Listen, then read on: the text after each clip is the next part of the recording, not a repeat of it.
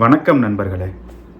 தென்கிழக்கு ஆசியாவுடைய மையத்தில் ரொம்பவும் தனித்துவமான ஒரு உயிரினம் வாழ்ந்து வருது.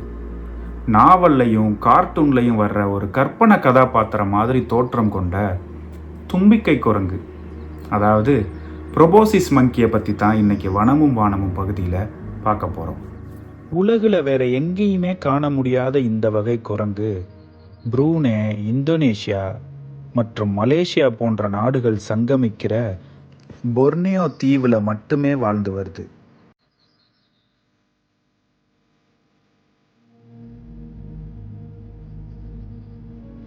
இதோட முக்கியமான அம்சமே இந்த நகைச்சுவையான தோற்றம் கொண்ட மூக்கு தாங்க. இந்த வித்தியாசமான குரங்கோட அதிகம் அறியப்படாத வாழ்க்கை முறை போன்றவைனால இவற்றின் மீது இன்னைக்கும் பல ஆய்வாளர்கள் ஆர்வம் காட்டுறாங்க.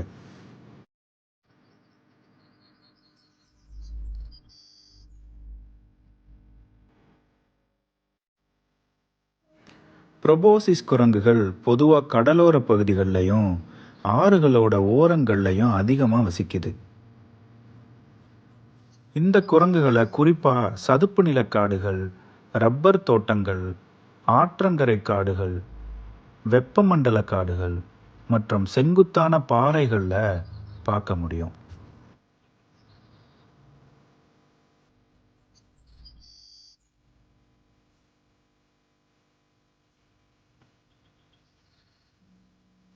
இவை பொதுவாக நீர் ஆதாரங்கள்ல இருந்து குறைஞ்சது 1 கிலோமீட்டர் தொலைவுக்குள்ளேயே இருக்கும்.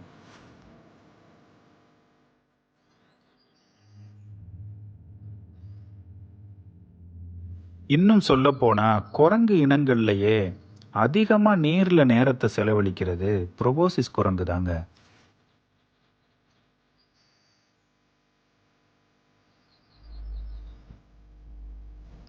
மேலும் இவற்றால ரொம்ப நல்லா நீந்த முடியும்.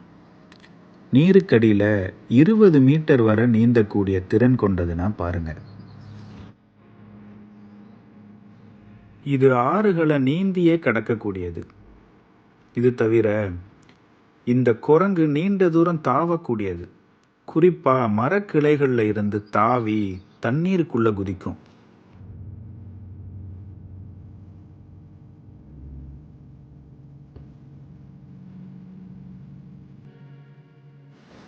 இவற்றை பார்த்த உடனே நம்ம கவனத்தை ஈர்க்கிறது இதோட மூக்கு தான். குறிப்பா ஆண் ப்ரொபோசிஸ் குரங்குடைய மூக்கு பெருசாவும் ஒரு குமிழ் போலவும் இருக்கும். பெண் ப்ரொபோசிஸ் குரங்குகளுக்கு மூக்கு சற்று சின்னதாகவும் மூக்கோட நுனி கொஞ்சம் மேல் நோக்கி வளைஞ்சது போலவும் இருக்கும்.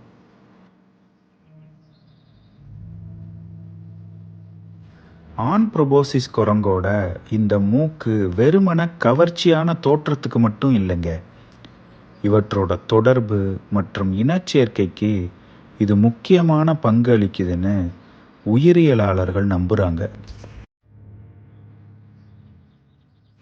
இது ஒரு எதிரொலிக்கிற அறையா செயல்பட்டு இவற்றோட அழைப்புகளை பெருக்கி மற்ற ஆண்களுக்கு எச்சரிக்கை எழுப்பவும் அல்லது சாத்தியமான துணைகளோட கவனத்தை ஈர்க்கவும் ரொம்பவும் உதவுது.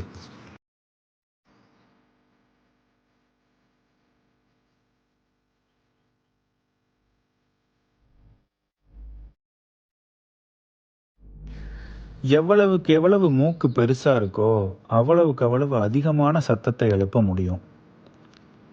மூக்கின் அளவே ஒரு ஆண் ப்ரொபோசிஸ் குரங்குடைய ஆரோக்கியத்தையும் மரபணு ரீதியான வலிமையையும் உணர்த்தும். மொத்தத்தில் ஆண் ப்ரொபோசிஸ் குரங்குக்கு தன்னோட மூக்கு ரொம்பவே முக்கியம்.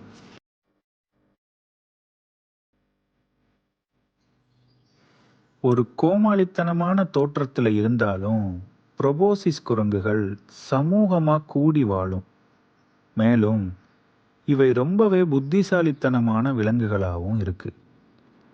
இவை பொதுவாக வெவ்வேறு அளவில் குழுக்களாக வாழ்றதோட அவற்றுக்கிடையே இருக்கிற பிணைப்புகளும் ரொம்பவே வலுவாக இருக்கு. உணவை பகிர்ந்து உண்றது போன்ற சிறப்பான குணங்களை கொண்டு இருக்கு.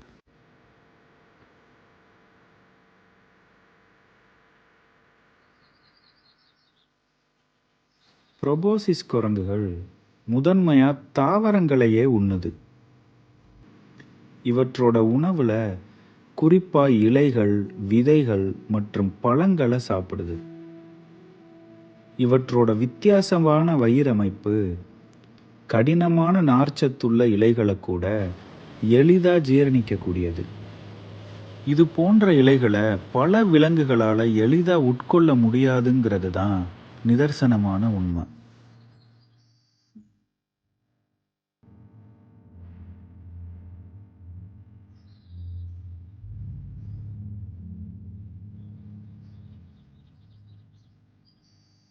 சுவாரஸ்யமான விஷயம் என்னன்னா, இவை சதுப்பு நிலக்காடுகள் மற்றும் கடலோர பகுதிகளோட ஒரு தனித்துவமான உறவை கொண்டிருக்கு.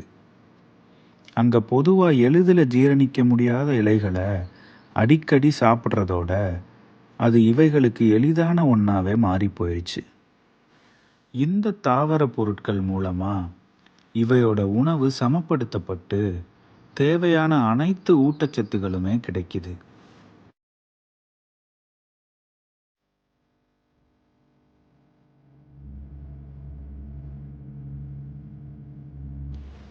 இந்த பகுதிகள் இவைக்கு வெறும் உணவை மட்டும் தரல, வேட்டையாடுறவங்க கிட்ட இருந்து பாதுகாப்பான புகலிடமாகவும் திகழுது.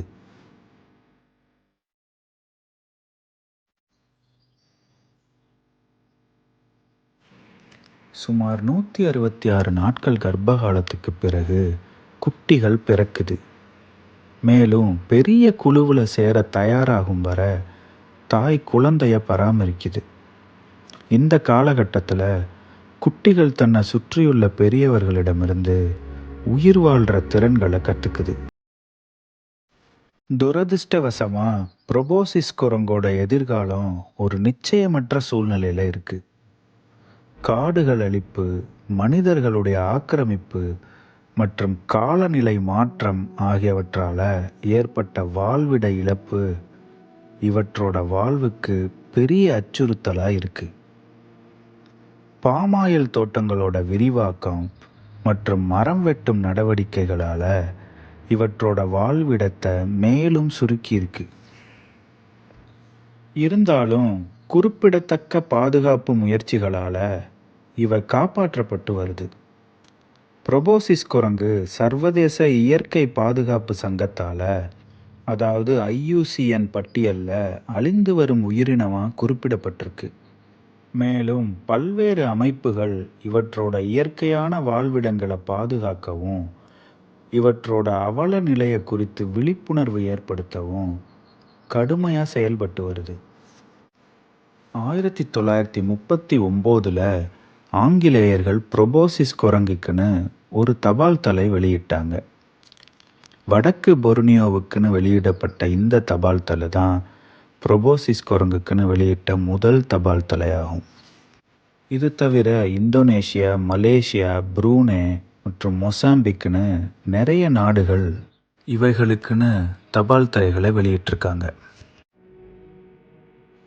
இவற்றோட ஆர்வத்தை கிளப்பக்கூடிய தோற்றம் இந்த குரங்குகள் பல சவால்களை எதிர்கொள்ளும் அதே வேளையில் நமது பூமியில் பல உயிரினங்களை பாதுகாக்க வேண்டிய கட்டாயத்தை இவை நமக்கு உணர்த்திக்கிட்டே இருக்கு.